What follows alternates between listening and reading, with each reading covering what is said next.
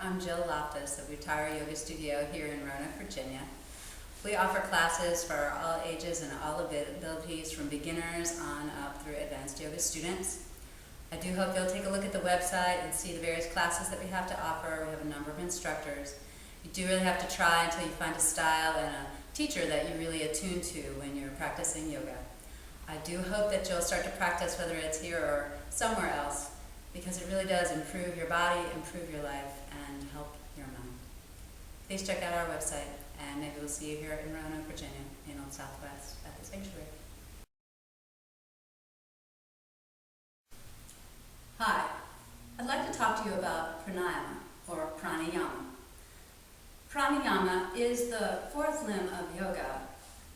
Prana meaning the life force, or chi sometimes it's called, and yama meaning control or restraint of the life force.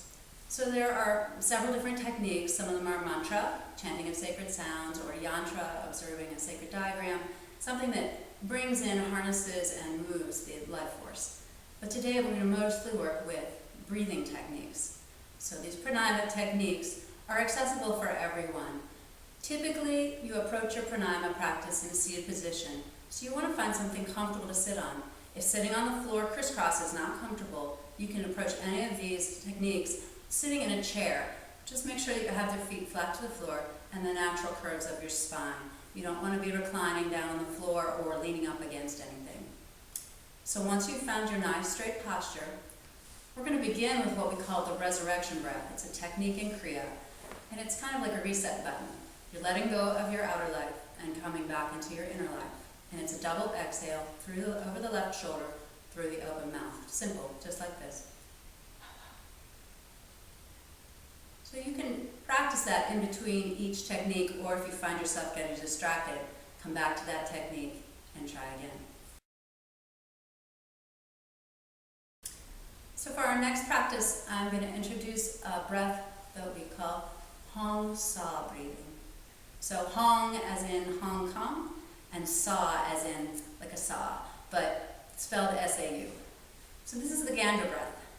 And it's really a meditative technique, and it's a mantra because you're thinking about that phrase as you're breathing. But it allows the breath to move however it chooses through the body. So you're not trying to change the length of the inhale or the length of the exhale. You're just allowing the breath to be completely natural and adaptable, each breath varying as needed. And in your mind, when you breathe in, the mantra in the mind is hong, and it goes as long as the inhalation. So if you have a short inhale, it's just going to be hong. And if you have a long inhale, it's going to be hong. And if there's a pause in the breath at the top, then there'll be a pause in the mantra before the exhale comes in, and it's sa. And again, if there's a pause at the end of the exhale, there'll be a pause before the next hum comes in. Typically, this is a rotational technique, but when you first start with it, I want you to think more of it, the hum coming in through the little dent. If you reach back, this is your moon center, the back of the head. Feel as though the inhale comes through there and the exhale comes out through the third eye. So let me demonstrate to you. I'm going to say the mantra aloud. When you're practicing, you don't. It's just in your head. So it would be inhaling, hum,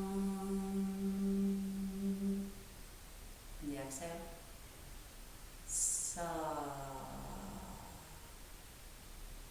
Inhale, hum. If there's a pause in the mantra. Sa. So just continuing nostril breathing.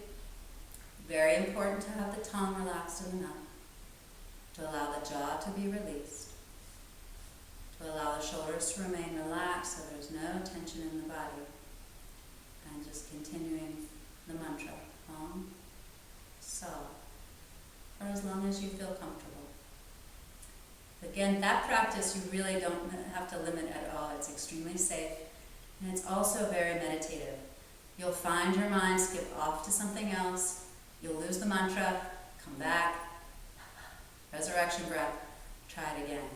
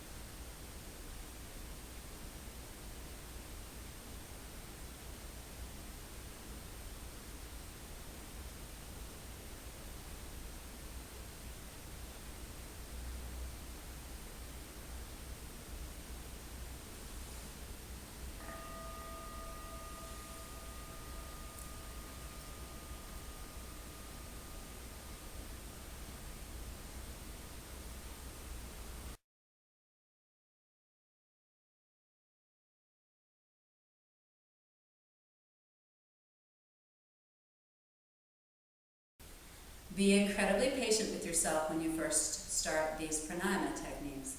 A lot of times the mind wants something more active as opposed to something more subtle.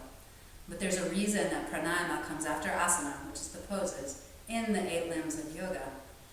It's really more advanced techniques and can get you where you're going, whether it's bringing in more life force, connecting deeper on a spiritual level, or just improving your health and happiness. It's definitely more advanced. My teacher likes to say pranayama is like a sharp knife. Used precisely, it's very effective, but if you wave it around, you can get hurt, okay? So the breath really is the express route. If you ever feel dizzy, if you ever feel out of breath, stop the techniques. Remember, don't apply your Western mind to this Eastern discipline and think that there should be pain or discomfort involved. It shouldn't be uncomfortable at all.